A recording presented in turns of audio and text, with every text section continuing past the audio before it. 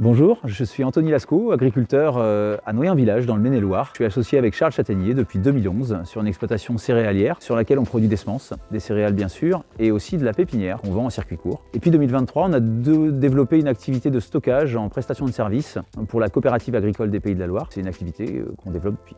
Alors la capacité de stockage totale du site est de 12 000 tonnes environ, dont 9 000 tonnes en stockage à plat dans ce hangar, et puis 3 000 tonnes, 2 fois 1 500 tonnes en cellules verticales. Pour conserver tout ce grain, on a des dispositifs de ventilation intégrés, pilotés par 8 boîtiers de commande Venti-Javelot, qui vont compiler un petit peu les températures captées par les sondes qui sont dans l'état de grain, et puis qui vont permettre de générer et du déclenchement et de la compilation de données, d'informations sur les performances de ventilation. Ça c'est pour la partie stockage à plat, et puis pour la partie cellules verticales, on a 12 capteurs par cellule qui vont être reliés également à un Venti-Javelot qui est en cours d'installation. Voilà, pour la partie cellule extérieure. Donc la restitution des données de ventilation est consultable sur PC et smartphone. Moi j'utilise beaucoup l'appli sur smartphone, le Store and Save de Javelot, qui est facile à prendre en main et puis qui est surtout toujours un peu en évolution, sur laquelle on a beaucoup de services parce qu'en fait il y a une hotline qui est hyper réactive. C'est ce que j'utilise le plus. Aujourd'hui, donc au 26 novembre, la récolte se poursuit. On a rentré actuellement 1100 tonnes dans la première cellule, 500 tonnes dans la deuxième, et puis il en reste à peu près autant, 1500-1600 tonnes à rentrer dans les semaines à venir. Le maïs qui est stocké ici, c'est du maïs local, il a été récolté chez des agriculteurs à quelques kilomètres d'ici.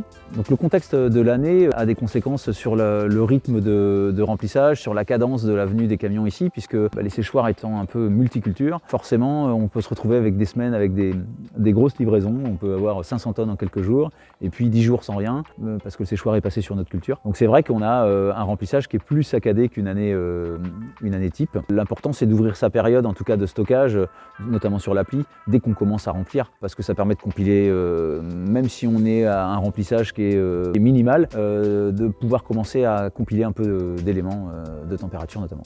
J'ai ouvert ma période de stockage maïs il y a 2 semaines, à peu près mi-novembre. J'ai ouvert la période des 2 cellules en même temps.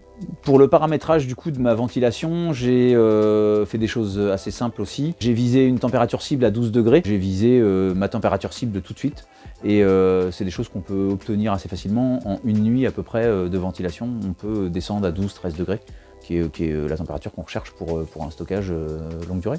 Côté gestion écart de température, j'ai déjà des périodes de ventilation qui sont de 2 heures minimum, sachant qu'en ce moment on a des nuits qui sont plutôt fraîches, donc c'est assez simple, on n'a pas besoin forcément de se dire qu'il y a une période de non-ventilation souhaitée dans la journée ou dans la soirée. En fait, dès que j'ai 8 degrés d'écart entre la température du grain dans la cellule et puis la température extérieure, je déclenche de la ventilation manuellement pour le coup cette année.